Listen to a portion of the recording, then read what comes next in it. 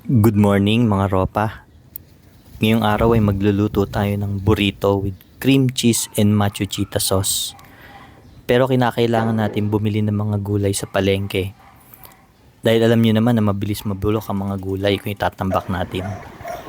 Maganda rin naman ang klima kaya sabi ko kay Pangs ay papadyak na lang ako. At isa pa ay maganda rin namang exercise ang pagbibisikleta. Itong burrito ay naging parang tradisyon na pagluluto tuwing sasapit ang Pasko. At ayan na nga mga tropa, andito na tayo sa palengke ng Plaza Pasita. At makikita din natin na medyo may karamihan ng mga tao dahil siguro bisperas ng Pasko.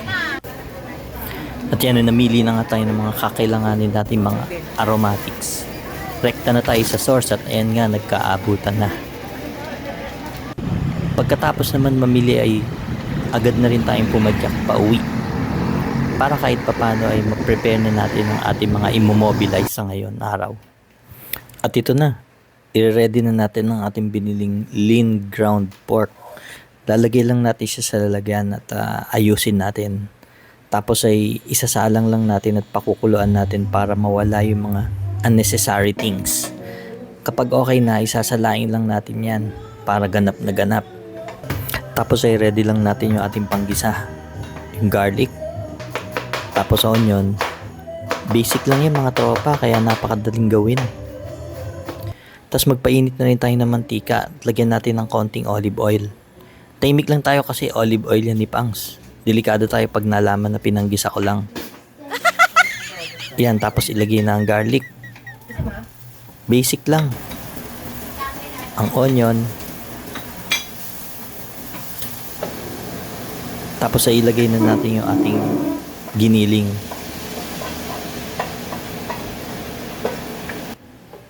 Yan, tapos konting saktong halo-halo lang mga tropa. Tapos dito naman tayo sa ating panimpla, ang ating McCormick. Iyan taco mix ay syempre imimix lang natin sa tubig. At alam niyo na yan, basic lang yan. Hindi ko na kailangan i-explain pa.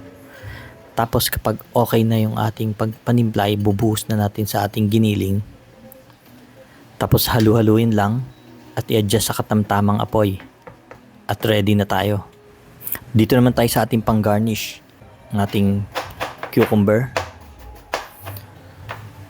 tomato, white onion. Siyempre hindi mawawala ang ating lettuce. Tapos siyempre hindi magiging ganap ang ating burrito kung wala ang ating Nestle sour cream. So ilipat lang natin sa tamang container para very nice. Para sa ating pita bread, syempre meron tayong Mission Pita Bread. Meron tayong original. Syempre meron din tayong whole meal para sa mga diet conscious.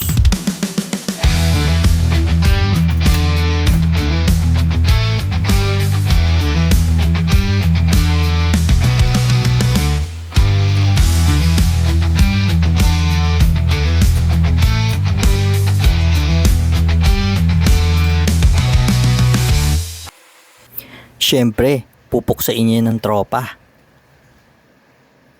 Walang sinabi ang tapakin.